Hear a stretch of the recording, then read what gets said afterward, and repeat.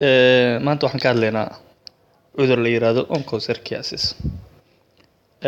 Cudurkan hadduu lacala nagu yara dheeraado, waxaan isku dayi doonaa inaan laba qayb u kala qaadno, part 1 iyo part 2. Marka lacala haddaa aragto onchocerciasis part 1 ama qaybta koowaad hadday ku qoran tahay, isku day inaad qaybta labaadna raadsato si aad cashirka oo dhammaystiran u hesho. Hordhac ahaan markaan dhahno onchocerciasis waxaa loo yaqaanaa horta sidoo kale indho la'aanta webiga, river blindness.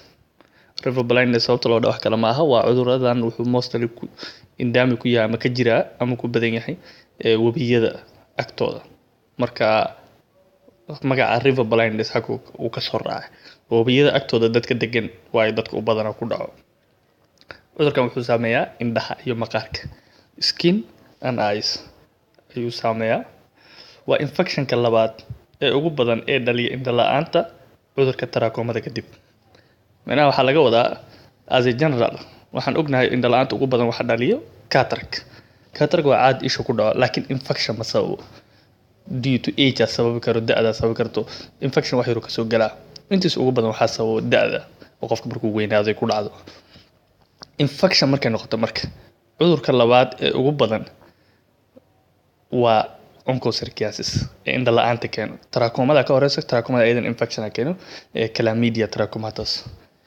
Marka onchocerciasis waa ka labaad marka ay ugu badan ee dhaliya indho la'aanta.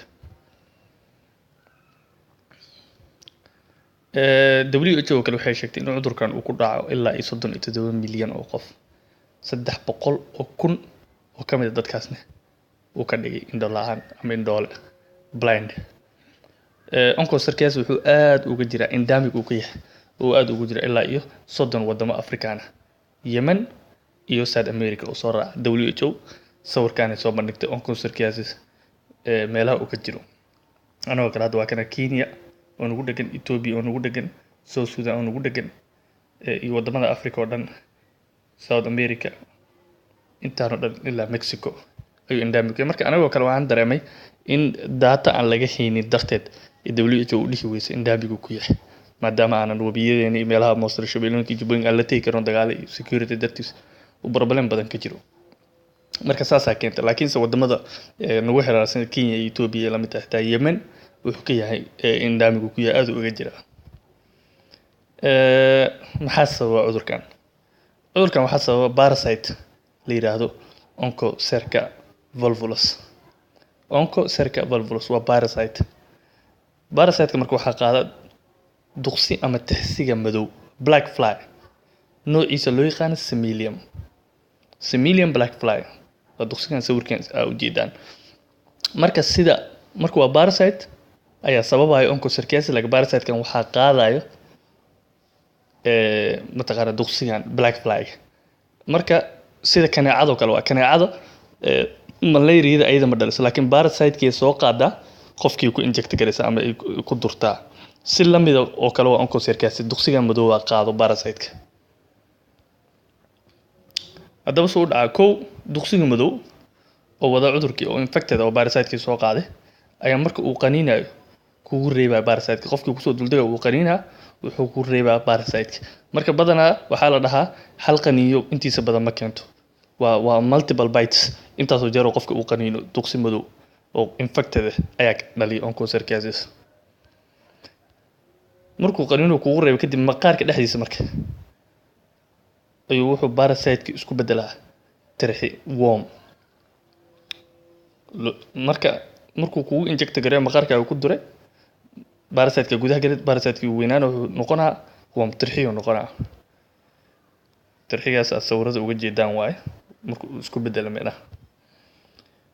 3 tirxiyada markay weynaadaan waxay soo deynayaan tirxiyo yar yar oo loo yaqaan macrofilaria.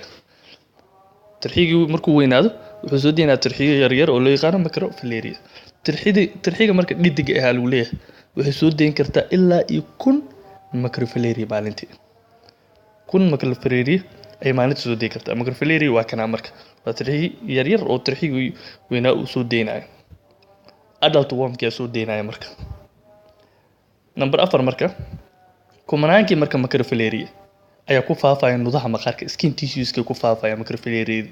Kadibna waxay sababayaan astaamo iyo calaamado, signs and symptoms ee jirka ku sababaya.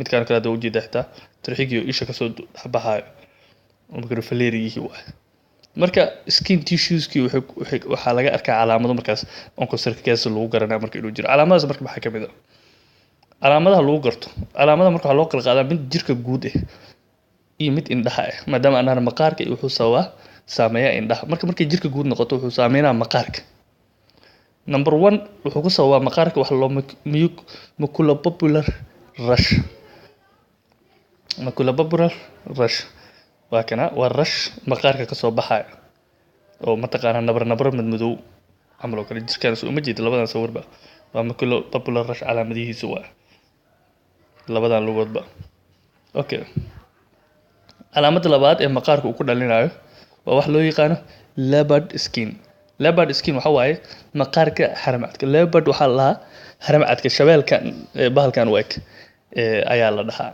marka asagana waa kana asagoo sawira saas oo kale sida maqaarkiisu wuxuu noqdaa sida haramcadka oo kale u noqonaa depigmentation ku dhacaya sawiro kale haddana waa kana waa leopard skinki waa calaamadaha lagu garto markay maqaarka noqoto generalka intaas waxaa ku dheer subcutaneous nodule menaha nodule kasoo baxayo mataqaan nabar kasoo baxayo maqaarka hoostiisa oo soo buuranaya sida sawirkan kale ay uga jeedaan haddana sawiro kale waa kana noduleki subcutaneouska maqaarka hoostiisa kasoo baxaa soo ma jeedo